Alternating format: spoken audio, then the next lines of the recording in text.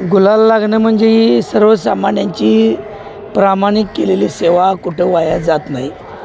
किती भ्रष्ट मार्गानं किती पैसे वाटले, अमाप सरकारी यंत्रणेचा गैरवापर केला, तर लोकशाही ज्या कारणासाठी आहे ती लोकशाही आज आमच्या या प्रभाग क्रमांक 4मधल्या जनतेनं जिवंत ठेवली.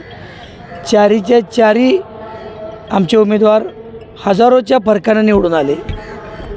वाटायचं की इथं राजू लाटकरना टार्गेट करूया, त्यांच्या बालेकिल्ल्यात रोखूया, पण माझ्या सर्वसामान्य गोरगरीब जनतेनं पुन्हा एकदा गुलाल आमचा कायम ठेवला.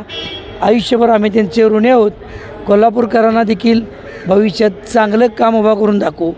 ज्या या महायुतीनं एक भ्रष्ट कोल्हापूर करून ठेवलं आहे, त्यातून कोल्हापूरकरांची नक्की आम्ही कोल्हापुराची स्वच्छता करू एवढी ग्वाही देतो. खरं तर तुम्ही विधानसभेचे उमेदवार राहिलेले आहात, तरी देखील आता महानगरपालिकेची निवडणूक लढवली, काय नेमकं? काय आता पक्ष आदेश येईल तो मानावा लागतो.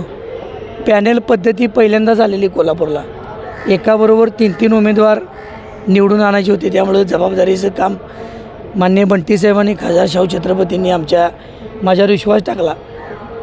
तो विश्वास मी महापालिकेत देखील चांगल्या पद्धतीनं सार्थ करून दाखवीन.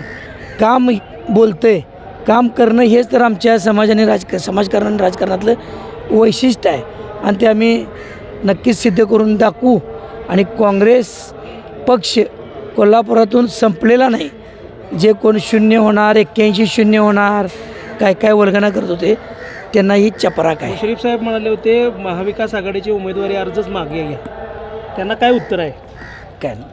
ते माझे अजून देखील माझे नेते आहेत साहेब. मी त्यांच्या साहेबांच्या प्रश्नावर मी काय बोलू शकतो. सोशल मीडियावरती निवडणुकीच्या काळात तुमच्यावरती गलिच्छ प्रकारची टीका झाली होती, यालाही उत्तर म्हणायचं? सत्तेसाठी तुम्ही उभारलेला आहात अशा पद्धतीची सुद्धा टीका झाली.